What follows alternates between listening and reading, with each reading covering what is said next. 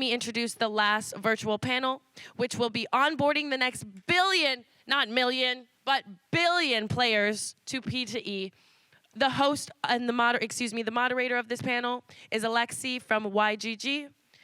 Other panelists are going to be Sam from MOBOX and Hugh from Blinkmoon. So go ahead and pay attention. That's going to be on my screens to the right and left.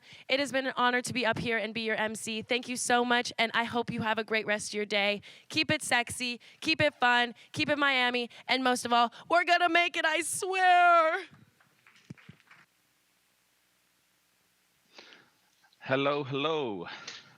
We're here today to discuss the onboarding of the next billion players, play to earn, and blockchain, and how play to earn games are enabling the onboarding of people into blockchain technology. I'm Saratobi Sasuke, head of partnerships at YGG, and today I'm joined by three amazing founders. If you guys want to give yourselves a quick intro.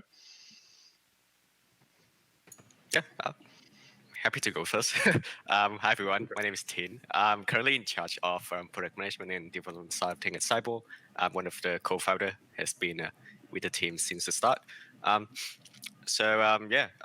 day, I guess my daily routine is just managing all the high level operations between different departments, mostly on the product and dev side.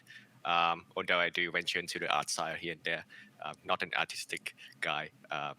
Myself though. I started crypto back in 16, 17, more of a personal investor like everyone else. Then became super active in DeFi for the past 2 years, where I have somehow climbed to the second place or third place on the DCentral leaderboard. I think I am now third place. There was a new top one recently. Then the recent NFT and GameFi boom in 2021 led me to, I guess, this play to a metaverse era. Where here I am working in an industry that I never imagined I would be, I don't know, 4 years ago. I would love to share my thoughts today with the rest of the guys.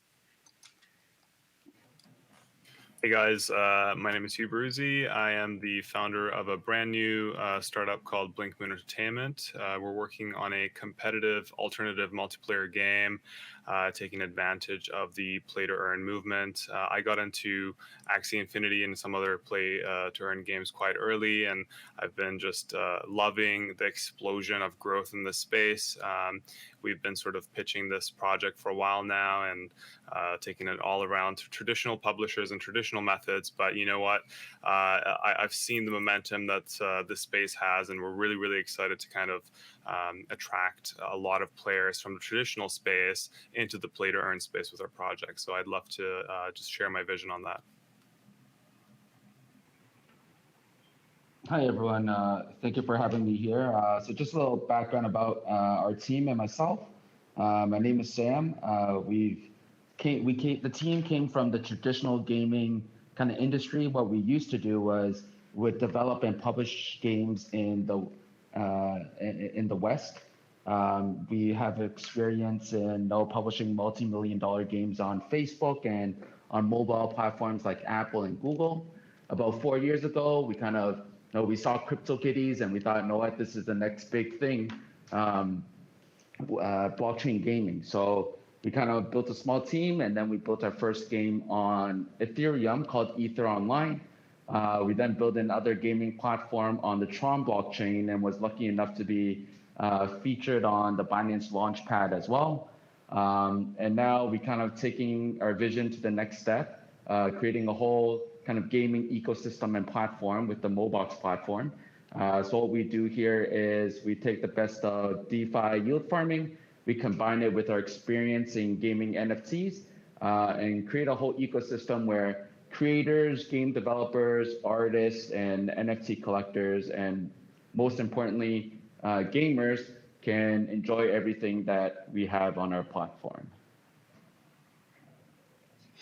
Thanks so much, guys. Really pleasure to have you guys all on the cast today. Yeah, I mean, it's obviously been so incredible to see just how much great talent is being drawn towards the blockchain space and now the kind of play to earn space. I don't think people would have expected it to kind of move as fast as it has. I mean, obviously, Axie has already been able to achieve multi-million, multiple millions of daily active users. In a fairly short time. I mean, what I'd love to hear from you guys is, what do you think will be something that will help enable play to earn games, onboard even greater numbers of people? What do you think are going to be the kind of core technologies or features in games that might assist in being able to kind of lower the barrier to entry to maybe traditional gamers? If you want to go in the same order, guys, that'd be great. I'll have my take first.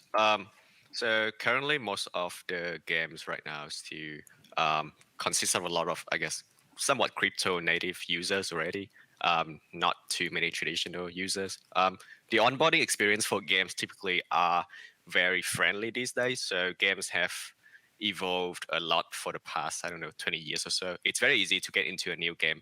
But for crypto, we're still technically very early, and the experience, the whole UX is just still very, very, very bad in a way for non-tech or I guess traditional users or gamers who are not into this kind of thing. Especially on mobile, I think on desktop things are not that bad anymore. Not as bad as say 5 years ago. But on mobile, personally, I myself still really hate the user experience on mobile when it comes to crypto. The wallet interactions on mobile and all that, it's very cumbersome. And if you cannot use, say, a DeFi app with your mobile wallets easily, it's going to be even worse for, a non-crypto native user to try and integrate or use that in a game. And especially when mobile gaming these days probably just taking over the entire gaming market, more or less eventually.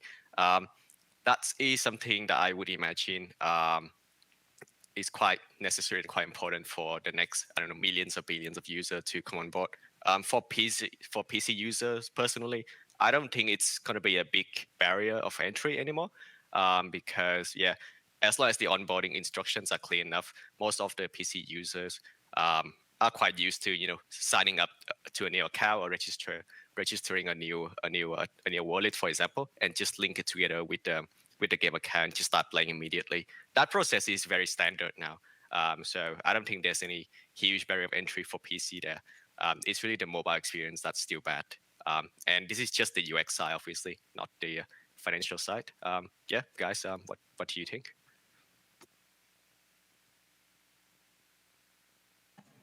Yeah, I tend to agree with a lot of those comments. I would say for us, sort of our pillar of focus when it comes to onboarding, our strategy is to really just go after the traditional player. And the way you do that is you reduce that barrier to entry by creating the same we're actually going to be using like a free-to-play onboarding processes where, hey, you don't have to get into blockchain day one. You can get into blockchain, hour one, week one, month one, or maybe even never, but it's always there for you to utilize. And I think when people talk about play to earn or play and earn, however you prefer, it's actually something that just needs to be seen as more of a monetization method than a genre of games. Because I believe right now, because it's so limited, it's kind of seen as a genre of a game. And so I think over time, as it becomes more popular, it's going to be sort of parallel to how the free-to-play movement originally started happening. Before that, people were really looking at premium games, and then companies were afraid of the free-to-play model, and now we've got the play-to-earn model. So it's I think there's going to be a lot of hybrids in due time between free-to-play and play-to-earn, and the only way I think that we're going to have true mass adoption is to smoothen the transition for a lot of those traditional players who don't want to, get onto an exchange, who don't want to necessarily learn how to figure out MetaMask before they're figuring out how to play the game itself. So those are I think, key takeaways for that. Yeah, I agree 100%. I think definitely the onboarding process is a big kind of barrier to entry right now. I think no, blockchain games has been out for quite a long time now, about 4 years since CryptoKitties till today. And I don't think we still seen any advancement in how to lower this barrier to entry. So I think this is the number one problem. No, just like Hugh just said, no, does the user really need to know their no MetaMask or private key and whatnot? Users need to have an onboarding process that they're used to. They just want to sign in with Apple. They want to sign in with Google. They want to sign in with Facebook and get straight to the game. Another thing I think that Hugh said was, and which is also the slogan for our MOBOX platform, which is free to play, play to earn.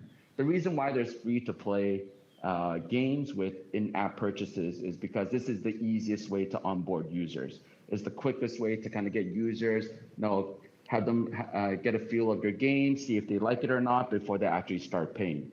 But I think a big problem right now is that number one, most play-to-earn games, you need to know how to buy the first token, which is already quite difficult for a traditional user.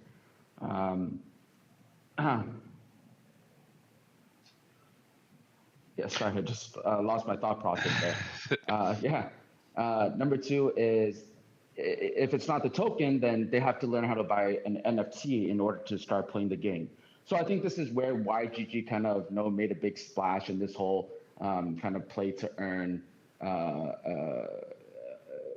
gaming, where they have mentors and they have scholarships. So there's someone actually holding your hand, teaching you all the steps to start playing and earning, and being able to rent and lend other users NFTs and whatnot actually makes the barrier to entry a lot simpler. But I think this is something that everybody in kind of the industry has to work together on how to lower this barrier.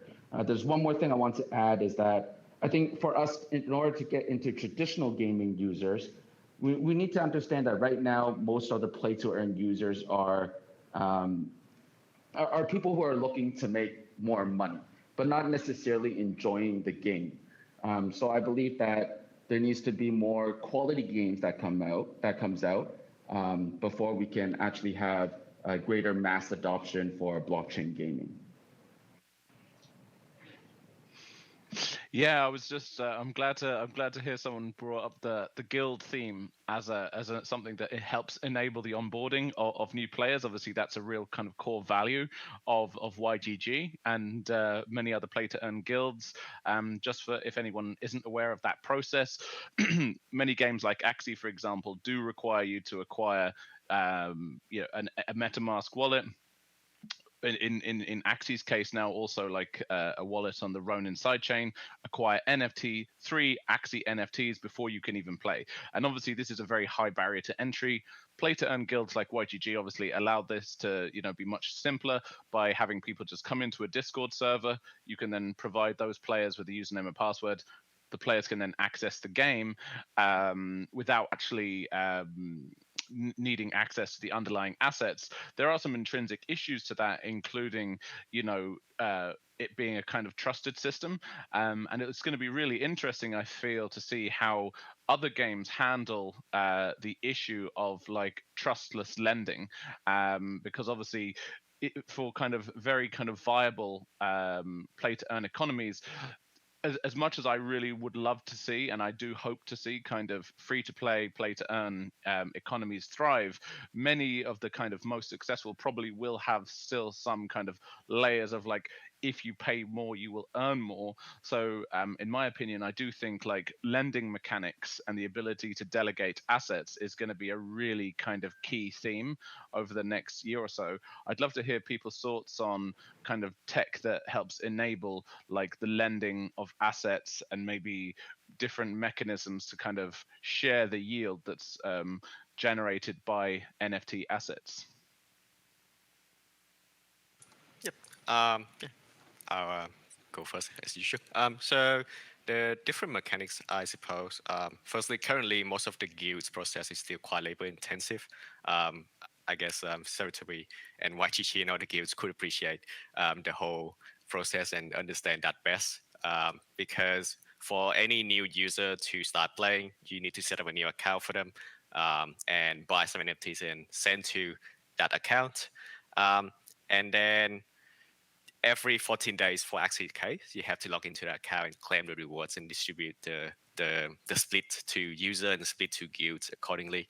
And that whole process is still very, very annoying to manage because it's probably the biggest roadblock in terms of trying to expand your scholars numbers, I assume, unless you have some kind of script to do that automatically.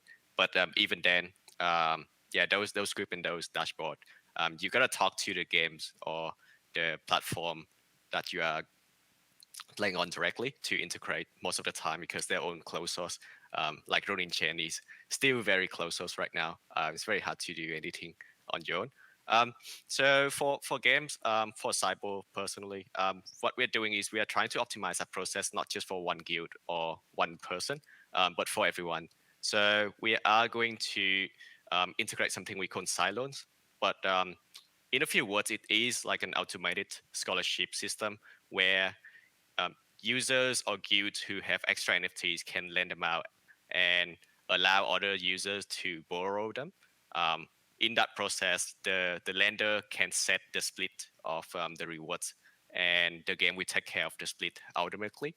So every match, after every match, the game will determine how many percent of the rewards should go to lender and how many percent should go to the borrower, and basically aggregate the accrued rewards for both of the lender and borrower. The most important thing in that process is we have to ensure that ownership of the NFTs stay with the actual lender rather than actually getting moved to the borrower. So this could be something simply, for example, like a chain of state on chain. So we chain the in-game ownership state to the borrower, but the on-chain ownership state still belongs to the lender. That way, when users look for, say, an NFT on-chain, he or she can still see that, okay, this NFT belongs to 0x YTG, but the guy who's playing it is 0x Scholar1, for example. And that whole process will help own guilds, basically streamline the process by the sense that now you don't have to distribute the NFTs to thousands or millions of wallets. You just need to keep the NFTs into your main guild wallet and put them on to, say, a loaning system somewhere, whether it's as a smart contract or if you prefer, it could be a centralized system if some games do it that way. For us, it's going to be a smart contract on chain, so full visibility.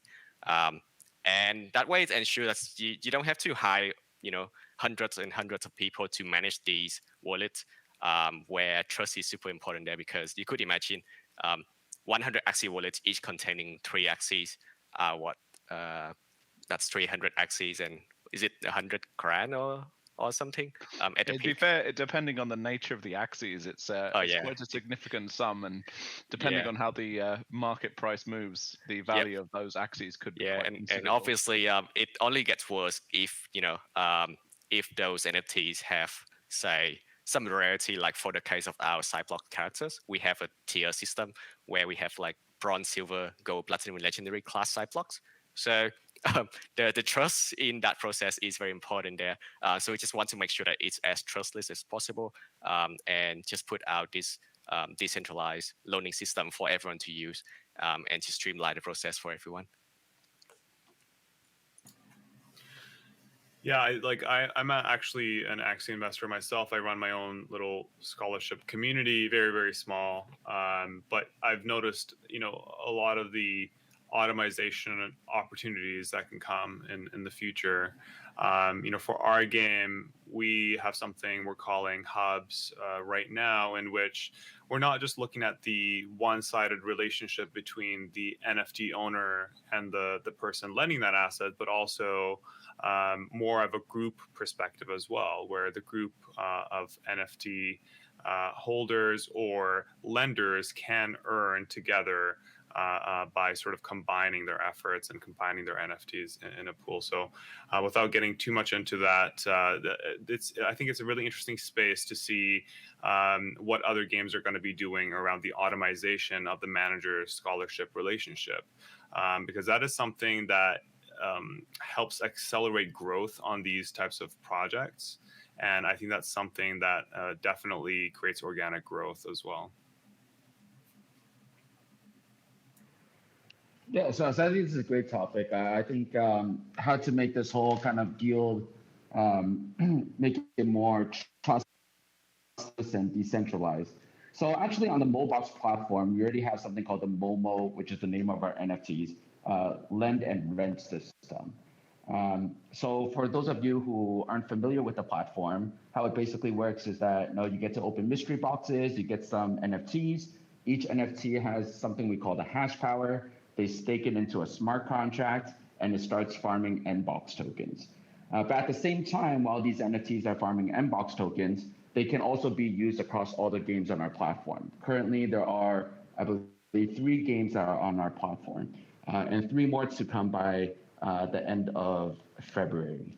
So how this kind of lend and rent, why we create this lend and rent system is we realize there's several different types of players on our platform. There's gamers, there's yield farmers, and there's NFT collectors. I think it's very important for us, or one of our visions is that we want to ensure that your NFT never stays idle, that it's always working and trying to gain yield or be used in the game or whatnot. So we create this Momo lend and rent system because we realize there's a lot of NFT collectors that might not be gamers. So how this works is that the owner of the NFT, they can go into our NFT marketplace smart contract. They can say, okay, I want to lend this out for how many days and how much BUSD per day. As a gamer, because the NFTs are kind of selling for, I think the cheapest one is like 2,000 or 3,000 USD now.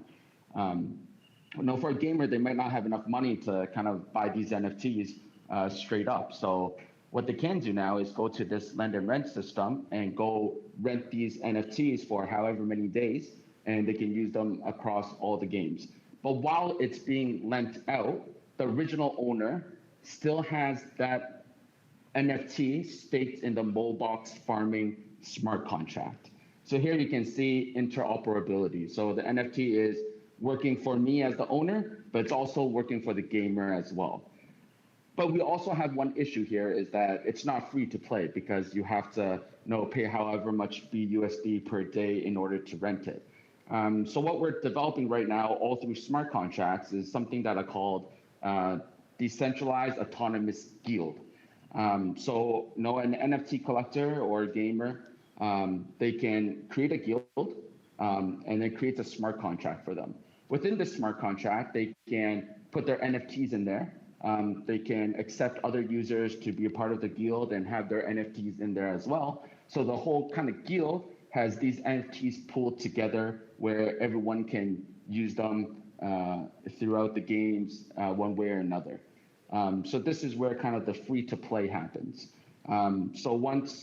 Because all the MBOX games are based on leaderboard rewards. So let's say this user borrowed these NFTs and they won X amount of MBOX tokens to the leaderboard. So a portion goes to the player, a portion goes to the original NFT owner, and a portion of that money goes into what we call the guild treasury, which YGG has as well. And then with this, the whole guild or community can vote, okay, what should we do with this treasury? Should we go invest in more NFTs? Should we go stake these tokens somewhere else and try to gain yield that way? So we try to allow the guild to make decisions together on how the play to earn money should go to work for them.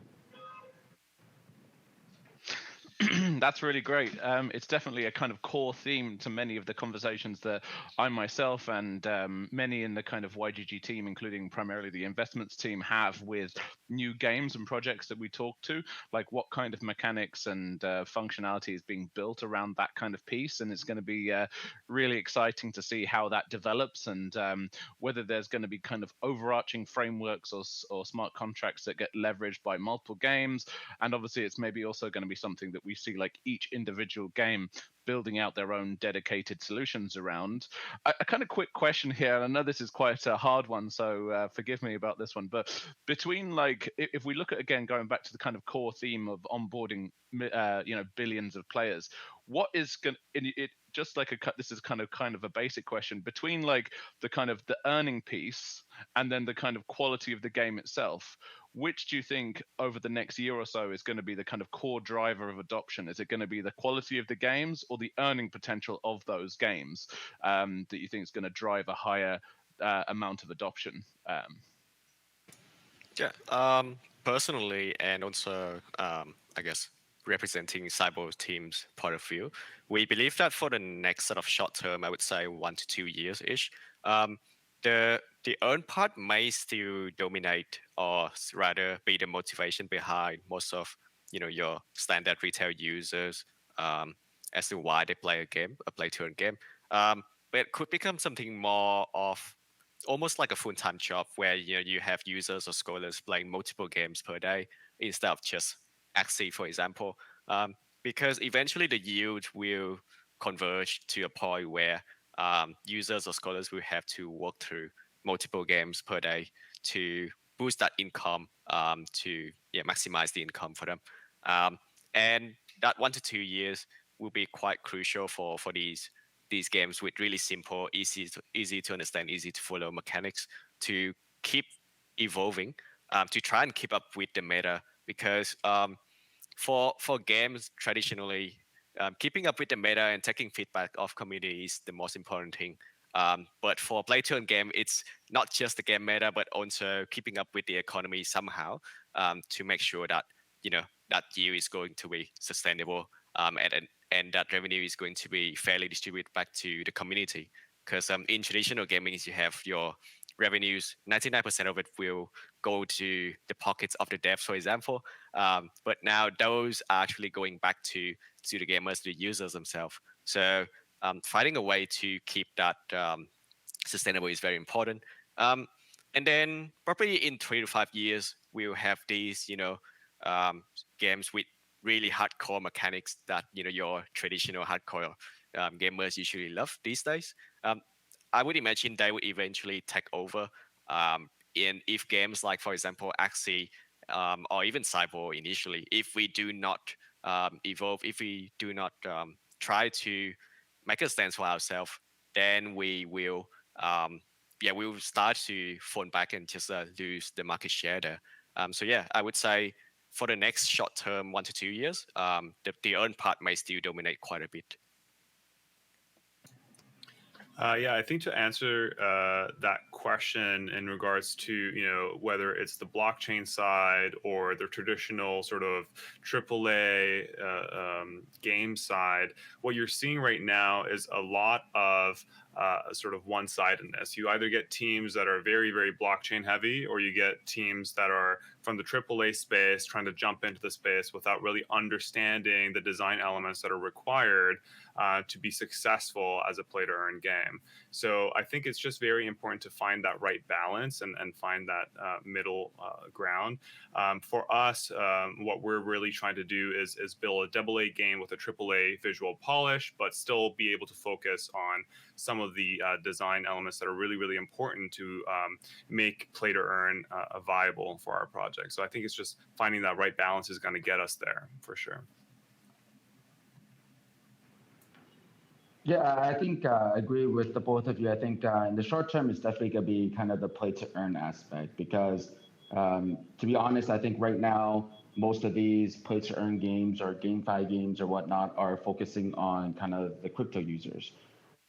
But getting to the next level, getting traditional gamers in is not as easy as it sounds, I think. Because number one, if you're looking for a really, really good game, it doesn't have, like if you're a true gamer, and you want good gameplay, good graphics, good mechanics, and whatnot. There's so many traditional games out there that you can choose from. For example, I don't think that there's going to be a blockchain version of League of Legends where millions and millions of players will just jump in. Because to create a really, really good game, it actually takes a very, very long time. But everyone will definitely get there one day. I think one thing that I've been seeing recently is that there's kind of two types of companies that are jumping into this space. The first type of company is, they're originally a blockchain company, and maybe because, the whole GameFi thing and play to earn thing, they want to create a game. But then they realize that creating a game is actually not that simple. And then you have these AAA studios or whatnot that are trying to get in this space as well. But what they realize when they get into the space is that the learning curve is actually quite high. You got to understand the whole blockchain logic. You got to know what ERC 721, 1155, what are the differences, what they can do, etc. And most importantly is the tokenomics. I think in traditional games, like Tim said earlier, most of the money kind of flows one way. It's from the user to the developer. But now with play to earn games, money has to flow both ways. So it's really about how to find this balance between kind of gaming and the earning part. And I believe in maybe about a year or two, we're going to start seeing regular AAA games where the whole kind of NFT marketplace and trading of NFTs is really going to take this play to earn to the next level through AAA games. Yeah, thanks so much for those thoughts, guys. I definitely would be in agreement there. I definitely think in the short term, I would agree that the kind of earning piece is going to be kind of key to kind of growth hacking the kind of user base. But yeah, over time, I definitely see that the kind of quality of games as well is going to be kind of what really keeps users held in place. So look, yeah, I think there's been some really great insights from everyone there. I really appreciate everyone jumping on today, and thanks so much, Tin. Thanks so much, Hugh, and thanks so much, MOBOX, for coming on board and chatting with us today. So really, really good chat. Yeah, so I definitely think I, for one, definitely see kind of blockchain gaming and the NFT space as being one of the kind of main drivers, if not the biggest driver for blockchain adoption over the next couple of years, and it's going to be a really exciting thing to see. So thanks so much, guys, and thanks DCentral Miami for having us here today.